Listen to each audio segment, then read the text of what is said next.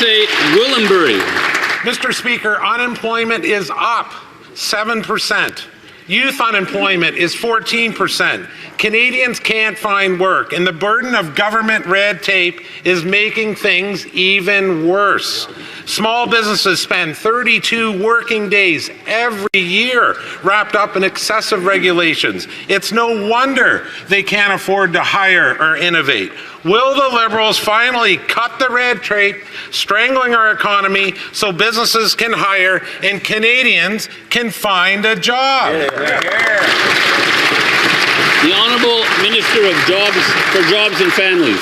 Mr. Speaker, this government is focused on making sure that employers have the quality, skilled talent that they need to grow their small, medium-sized businesses and ensure that corporations across this country have the kind of innovation and talent that they are all asking for. So I would recommend that that member listen to the employers and check in with the employers in his riding.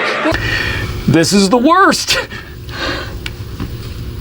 We're talking about the need for more talent. We'll be there, Mr. Speaker, for every Canadian that wants to ensure they can too get a great job.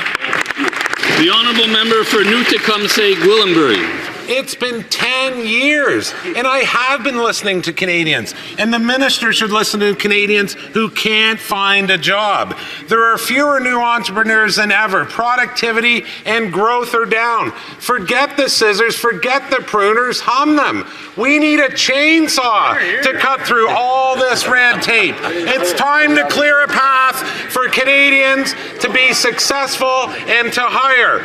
So why do the Liberals keep choking Canadian workers and businesses with their red tape? The Honourable Government House Leader. Mr. Speaker, as the Prime Minister often says, no one can do to Canada the kind of bad things to be against the.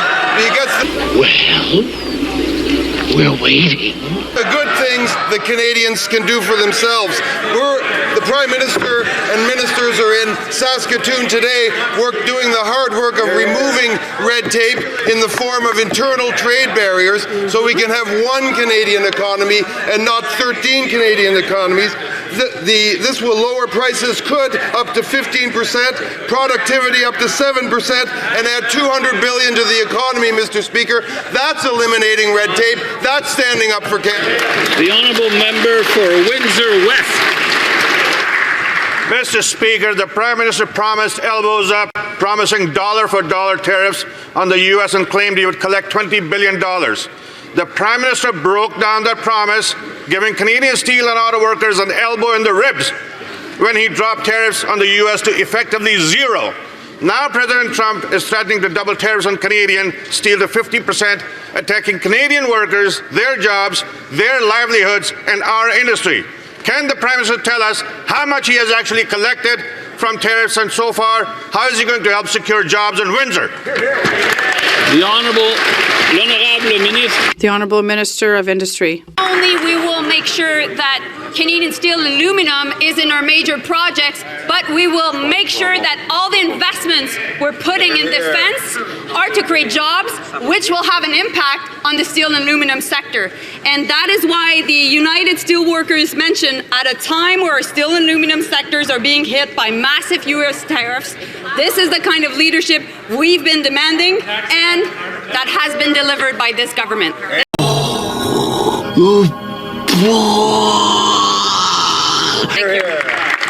The Honourable Member for Oxford.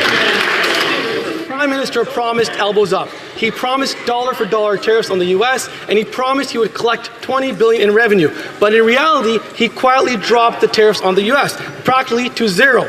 And now Donald Trump is threatening to double tariffs on Canadian steel to 50%. This will destroy our industry and punish our workers. Since the Canadian tax revenue was supposed to support Canadian steel workers, can the Prime Minister tell us how much has he collected so far for jobs in Oxford? And just give us just the number.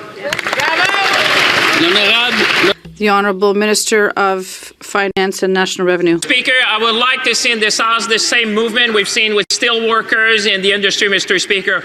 This is a nation where we need to come together as a nation. This is a moment to fight together these unjustified tariffs, Mr. Speaker. This is a time to make sure we protect our industry and our worker. This is a time where we need to build this country like the Prime Minister is doing with the premiers today in Saskatoon, Mr. Speaker. I just wish in this House that everyone would stand up to defend our industry, defend our worker, and build Canada strong, Mr. Speaker.